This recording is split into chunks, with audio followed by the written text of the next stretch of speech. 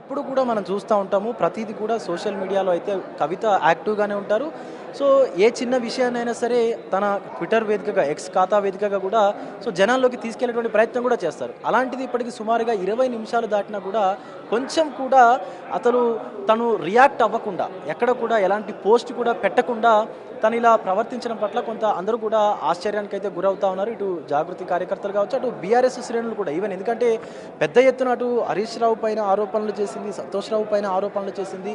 So ఇదంతా అంటే కావాలనే చేసిందా అనేటువంటి కోణంలో కూడా మొత్తం కొంత స్తబ్దత అయితే నెలకొన్నటువంటి పరిస్థితి అయితే కనిపిస్తూ ఉంది. ఒకసారి ఇక్కడ ఉన్నటువంటి కొంతమంది నాయకులు అయితే ఉన్నారు, మాట్లాడేటువంటి ప్రయత్నం అయితే ఒకసారి చేద్దాం. ఎమ్మెల్సీ కవిత పైన అంటే సస్పెన్షన్ వేటు వేశారు. కానీ మీకు ఎలా ఉంది పరిస్థితి ఏంటి? అసలు నిజంగా అనుకున్నారా వేటు పడుతుంది అనుకున్నారా? వేటు పడడం కోసం మేము అధైర్యపడాల్సిన అవసరం ఏం లేదు.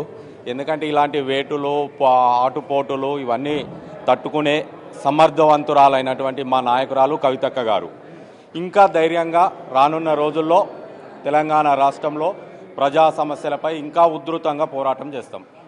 ఇప్పుడు గతంలో దయ్యాలు అన్నది, తర్వాత వేరే వేరే మాటలు మాట్లాడింది, ఇప్పుడు డైరెక్ట్గా పేర్లే చెప్పింది. సో నిజంగా అవినీతి చేస్తే బీఆర్ఎస్ పార్టీ హరీష్ రావుని కావచ్చు, సంతోష్ రావుని కావచ్చు, వాళ్ళని ఎందుకు పక్కన పెట్టుకుంటారు? ఇప్పుడు నిజం చాలా లేటుగా తెలుస్తుంది, అన్యాయం ముందుగా గెలుస్తుంది. కాబట్టి ఇవాళ న్యాయం ఓడిపోయిందని అనుకుంటాం. కానీ అన్యాయం ఎప్పుడు నిలబడదు.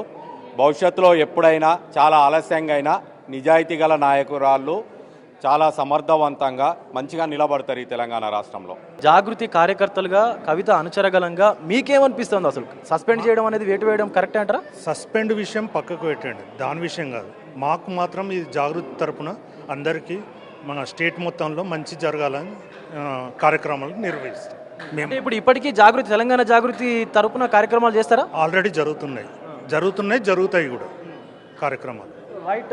సుమతి, చూడొచ్చు, సస్పెండ్ చేసినప్పటికీ కూడా తెలంగాణ జాగృతి నుంచి ఎలాంటి కార్యక్రమాలను కూడా మేము ఆపమంటూ కూడా జాగృతి కార్యకర్తలు చెప్తా ఉన్నారు.